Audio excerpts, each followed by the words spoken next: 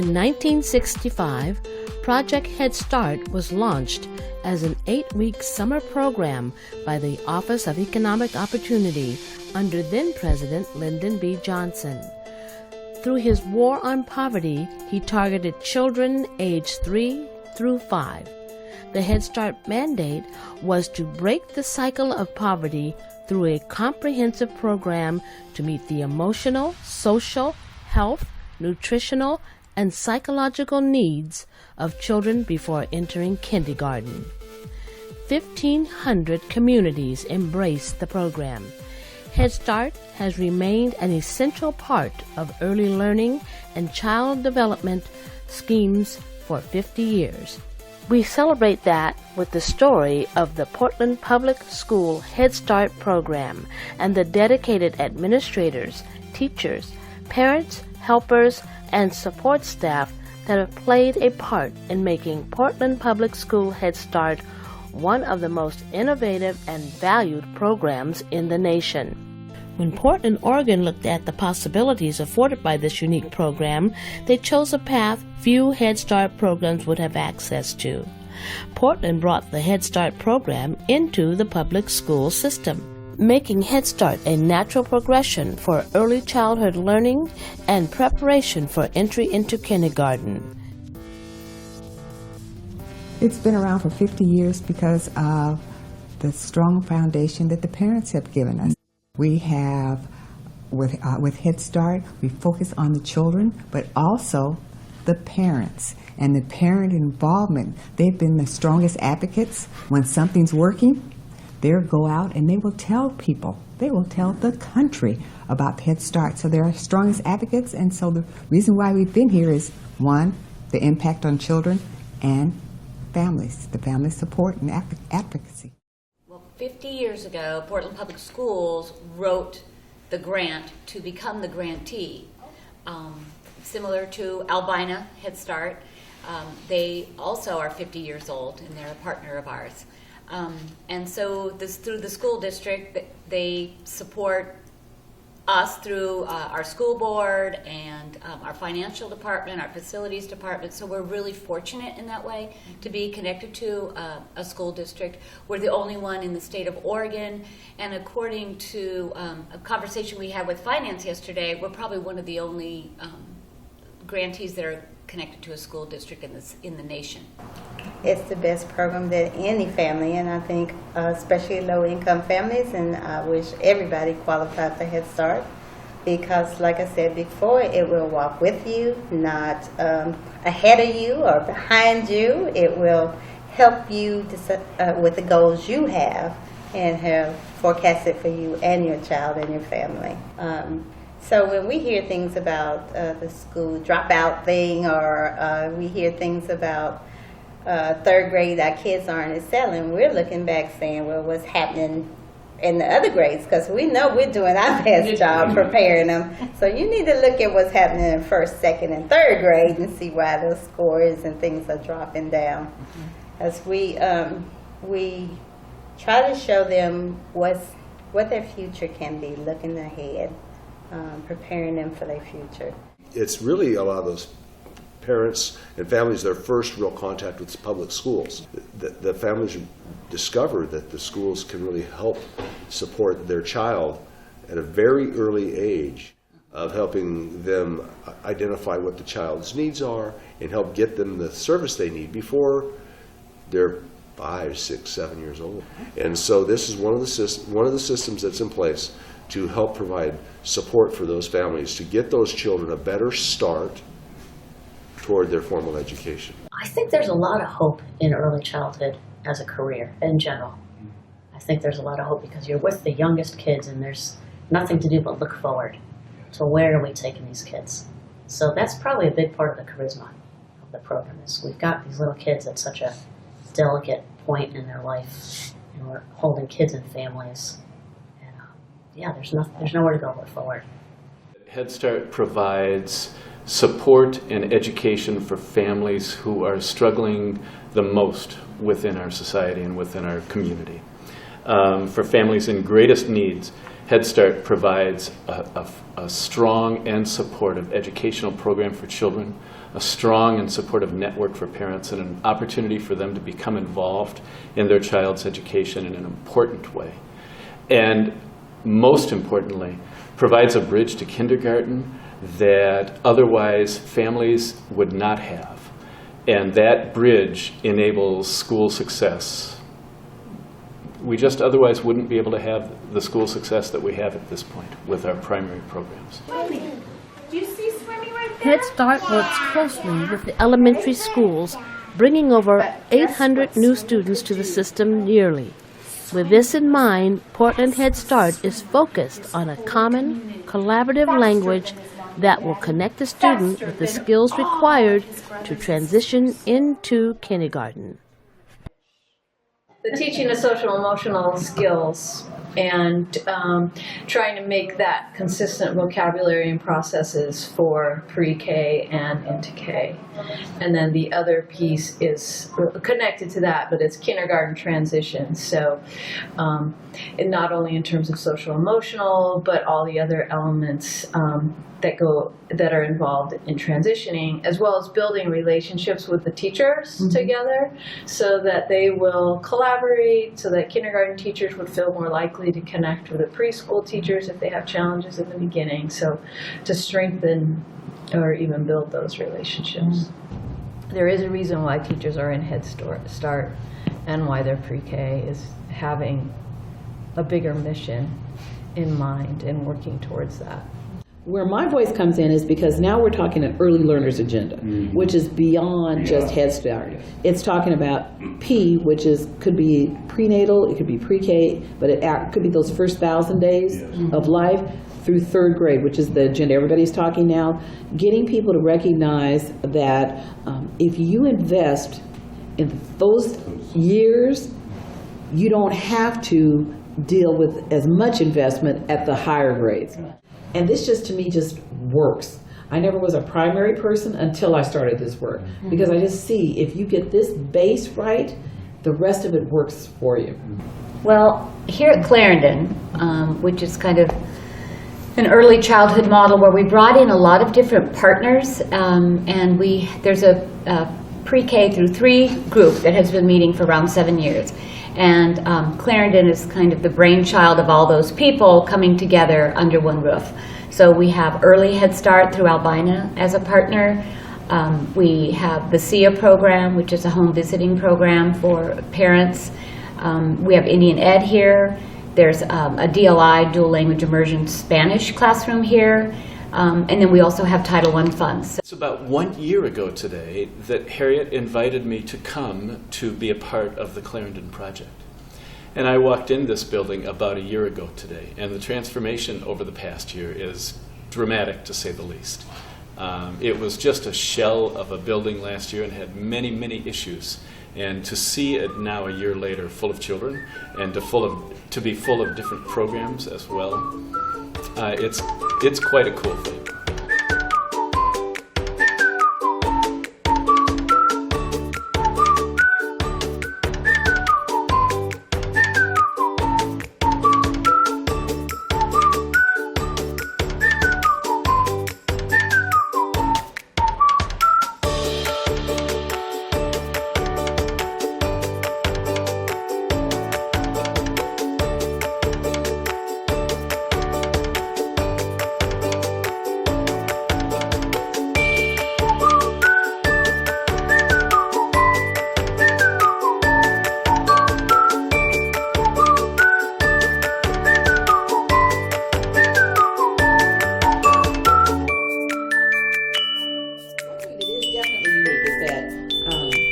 Portland has a long-standing commitment to equity in early learners and what that means for early learners and their families that isn't present elsewhere. Because, you know, Head Start just had its 50th anniversary, and we're one of very few programs that's been there 50 years. See, we're even the other Head Starts that are in the city aren't all 50 years old. No. So that's huge. The first person to be running the Head Start program was Martha Jordan, who is no longer with us. Her son was one of our principals in the system, an African American. Head Start began at Portland Public Schools with what we call the old guard African American community now. Martha Jordan and her husband came into the city, couldn't get jobs teaching in the system, but when this opportunity presented itself, they were asked to head the program, and that, along with other doors that were beginning to open, is how we entered the system. In terms of the struggle for civil rights and equity and positive, it all started right there with those folk who were champions in the community. So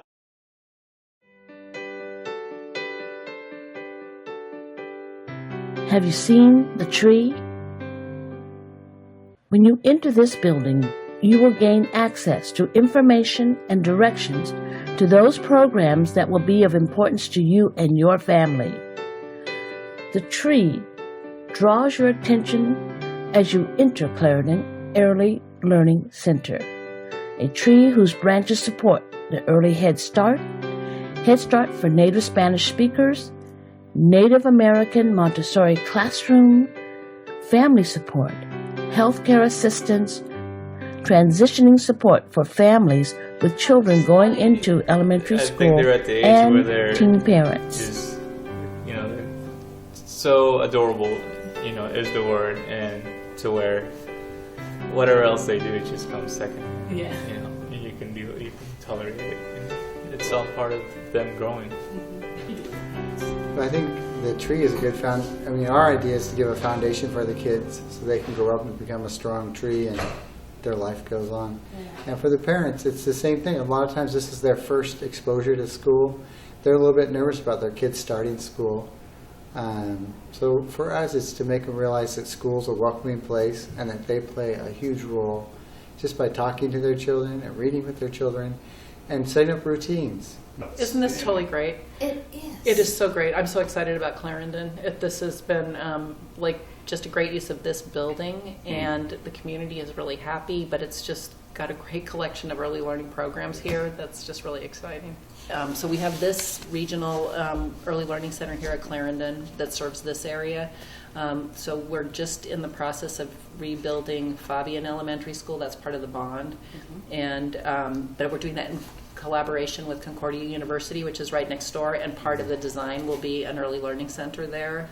And the School of Education, health clinic, and the K-8 school, but like partners in operating an early learning center. And then we have another partnership with Native American Youth and Family Center out at our Foster site that will have an early learning center, intergenerational housing, a longhouse, and we'll be in partnership with our elementary schools there in Southeast Portland. So it's really exciting. And then we have the Ramona over in the Pearl. That's another, again, kind of regional center.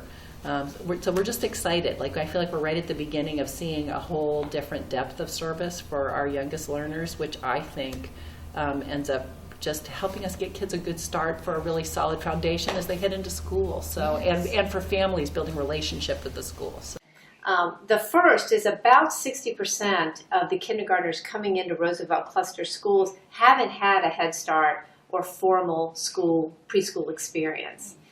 And we know that families who haven't had that experience often struggle with the start to school, and that can kind of stick through the rest of the school year. We wanted to address that. We also know that in this community, there's a large web of informal caregivers. And we wondered if we could connect with those caregivers to support a stronger start to school for those children. So we set aside one room in Clarendon for caregiver resources. In the grant, we partnered with 3 organizations, Child Care Resource and Referral, Neighborhood House, and Multnomah County Library, all of whom do a variety of things, but have really focused on caregiver support. So when we came together, we wanted to link that support with a strong transition to school. Amy Edwards, and I am the Early Learning and Transition Coordinator. The thing about this building is we have a lot of different partners in here, and the room that I am in is the product of a partnership between Neighborhood House and Portland Public. And we also have partners with Child Care Resource and Referral and Multnomah County Library as part of an Oregon Community Foundation grant. My main focus is to try and catch those folks who come in the front door and either they don't qualify or there's a waiting list. And so what I do is I have different trainings and events for them to do with their children that are going to take place in a school setting so that they get some of the same experiences before they all enter kindergarten. The department that I serve, it's the education department, and we do serve children that are dual language speakers, so I oversee that staff. That's a really large component of our program. I'm very proud of it. Our dual language staff are tremendous. They help with communication between families and the staff, the school staff. They also support district connections. They do interpretations and translations for our whole program and sometimes also for the district.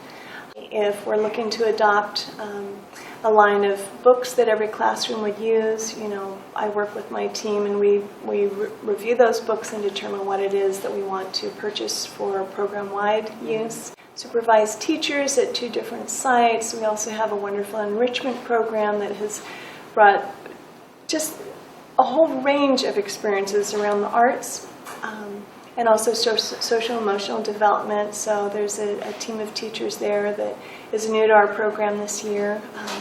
We get to develop community partnerships with the zoo, with the library, with the Children's Book Bank, with the Winterhawks. So many, many opportunities to enrich the lives of our children and families and preparing them for kindergarten, but also beyond, so that they are as well connected with the greater Portland area.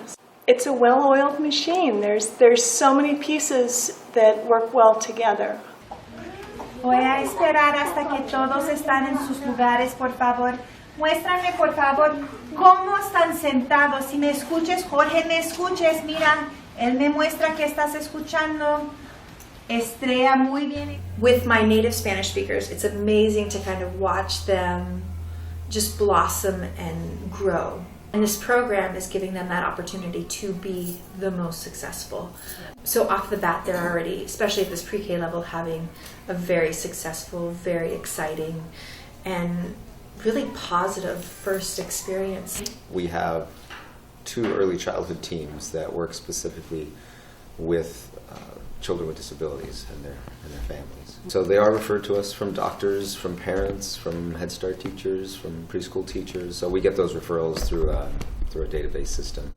And then our team does the actual assessments for all kids birth through 5 who have or are suspected of having a disability. Our job is to gather as much information as possible and try to identify maybe what the source of the challenge is. Some children are born with genetic differences. Kids progress individually at their own rate. We need to remember that, so that when children come to us, particularly children with disabilities, we need to be patient. We need to have high expectations of them. It doesn't mean that we need to not, measure them against the same standards as other kids their age, but we just need to remember that there might be some extra support they might need, some modification of our instruction that we may need to implement.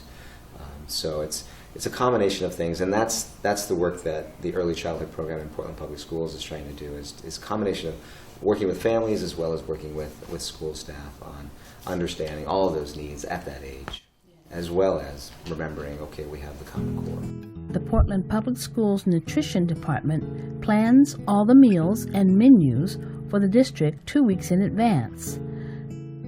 The kitchen lead at Clarendon is on duty at 6 a.m., fixing meals and refreshments, sometimes giving food demonstrations to the children, introducing them to some foods they may not have experienced in their home.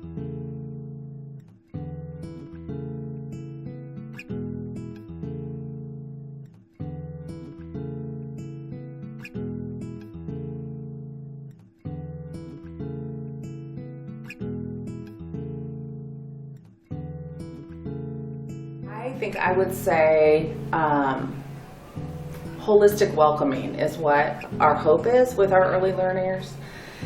Is that we're really looking at programs that holistically welcome students and little people and their families wherever they may be coming from, that upon their connection with our early learners community, that they're welcomed, and that we'll work with them individually to provide their needs and again support the whole family. So part of what is really important to myself and to others is that the whole family is seen and validated and supported for all the gifts and the talents that they bring to our community, so that our early learner community just continues to grow and to thrive.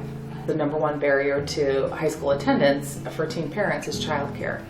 And so part of what we did was look at a partnership we had with Early Head Start and work with parenting students to encourage their attendance and success, both as parents and as students. When we have teenagers or young adults who have children, when they age out of Early Head Start, which is from 0 to 3, how do we help transition their children to another appropriate placement in Head Start in our community? So we have teen parents. 75% of them are teen mothers, and 25% of them are teen fathers. So we have young fathers, parenting fathers, raising their children as well. Some of them in shared partnerships, in marriages or in relationships, and some of them on their own, both for our young men and for our young women. Our job is to wrap around every parenting student and support all areas of their life. A lot of villages coming together to form one community. When the kids get an early head start, I mean, they can meet those Common Core standards better. I mean, they actually, they're learning their alphabet at age 3. They're learning to write their name at age 3. They're learning fine motor skills. They're learning math skills. And when you're starting at age 3, then you build on that the next year at Head Start at age 4. Then by kindergarten, you've got, not just a Head Start, but you're kind of above and beyond the norm that's in the classroom. So they are able to meet the Common Core standards, when they have this Head Start experience. This particular Head Start program I really enjoy because I feel really supported in it. There's lots of PBIS support to help support the children, but then just the social emotional support that we get helps us as teachers as well. The district calls us community agents, but here in Head Start we're titled family service workers. We talk to the parents about policy council. We encourage them to go. We encourage all the families to attend. They're all invited. That's really our role, support. Right. I do attend a lot of the policy council meetings for that same reason to support the families, our families that are going there to representing our site, and because I also have two of the policy council members that are on the executive board. One's Ida's and one's my parent. We recruit. We go out into the community, various events, schools, supermarkets, anybody we see. We see a little child hanging around. It's like, how old are they? Have you thought about Head Start? The children will love their school. When they go to kindergarten, they'll be a leader. They'll know all the routines. They'll understand how a classroom runs. They'll be the first one of the first ones saying, are you my friend? They have all that warm fuzzy from Head Start, and they bring that to their classroom. And the teachers always say, we love your children. Everyone deserves the same, and but everybody doesn't always have the same opportunities. And we are able to do that. And at the same time, I think through that, by starting so early, because a lot of people say, oh, that's terrible. Why are they in school so young? One, it's a necessity. It's a reality. But we also are support systems for those parents. We are there saying, you know what? Don't kill yourself for having to work. Everybody else is doing it too. Yes, your child has a long day, but they're not coming to school kicking and screaming. They're happy to get here. So know that they're loved here. This is their second home. They're our children. It's okay. We will share with you. If they're having a hard day, we'll tell you that, But also giving them the resources. This is what's available in the community. And also, hey, you're a parent, this is what I need from you. So that when they go into the older classrooms, they've already got that mindset. Okay, this isn't just a drop off. I need to be active in my child's education. I need to be an advocate. If you're not happy, and I say that to my parents, you know what, I'm going to be straightforward with you. But I want you to be straightforward with me. If you've got a problem, you tell me. Well, we've been able to invite other programs to obtain services and not provide duplication of services. So if we are hosting, say, a WIC clinic here, we would invite the partners that reside within this building to participate. And I think that has some good ramifications for building teamwork, not only within this building, but within our whole program and the community at large. And I think for me, just this is a wonderful building, and its whole intent is to be more community-based. So it's helped me start to reframe what Head Start can be, and it's more in that. For me, I'm more in that thought process of, okay, you know, here's what I knew Head Start to be, and it's starting to move those borders a little bit bigger to see, you know, all right, we have to have this kind of system in place, but how can we move it a little bit so others can be involved? It's been a really nice place to think broader. I am so proud that Portland Public Schools was an original Head Start contract. So right now we are celebrating the 50th anniversary of Head Start nationally, and also the 50th anniversary of Head Start locally here in Portland. And Head Start's been a really cornerstone program for our early learners for so many years, and we both have Head Start as part of Portland Public Schools, as well as run by nonprofit partners. So we're really fortunate here in Portland that we've got both. But Portland is starting to expand our services to early learners, and Head Start's a really important part of that. Clariton Early Learning Academy, in partnership with the Albina Head Start, Early Learning Multnomah, Indian Education, Neighborhood House, Portland Public School Teen Parent Program, and the Oregon Community Foundation proudly celebrate their 50 years of continuous involvement in making a difference in the lives of children living in poverty.